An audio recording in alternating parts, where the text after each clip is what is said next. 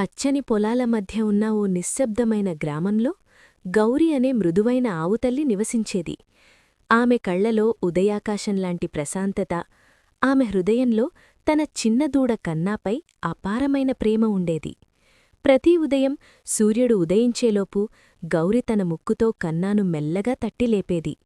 తన నాలుకతో దాని నుదుటిని నిమిరేది. అదొక ఆశీర్వాదంలా అనిపించేది. కన్నా ఎక్కడికి వెళ్ళినా తల్లి వెంటే ఉండేవాడు. చిన్న చిన్న కాళ్లతో నడవడం కష్టమైనా తల్లు పక్కనే ఉంటే ప్రపంచం సురక్షితంగా అనిపించేది. వాళ్ల యజమాని రామయ్య ఓ పేదరైతు, కాని మనసులో మాత్రం అపారమైన దయగలవాడు. అతను గౌరిని జంతువులా కాదు, అమ్మా అని పిలిచేవాడు. తానే తినేముందు గౌరికి మేత పెట్టేవాడు. విశ్రాంతి తీసుకునే ముందు కన్నా సుఖంగా నిద్రపోతున్నాడా అని చూసేవాడు. గౌరి పాలిచ్చినప్పుడు రామయ్య అవసరమైనంత మాత్రమే తీసుకుని కన్నాకు సరిపడా పాలు తప్పక మిగిల్చేవాడు. ఒక వర్షపు సాయంత్రం కన్నా పొలాల దగ్గర ఉన్న మట్టిగుంటలో జారిపడ్డాడు.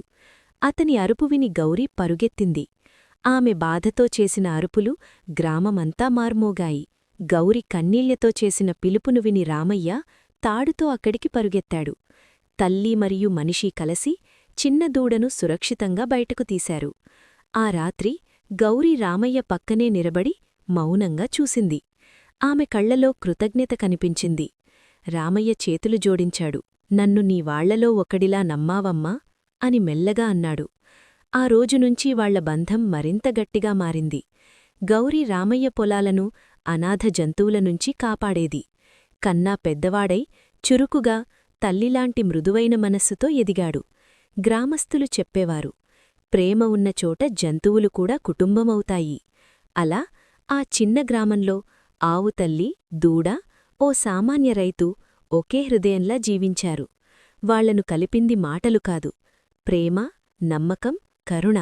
మా వీడియో మీకు నచ్చితే లైక్ చేయండి, షేర్ చేయండి. ఒకరోజు అమ్మమ్మ తాతయ్య చెప్పిన కథలు ఛానల్ని సబ్స్క్రైబ్ చేయండి.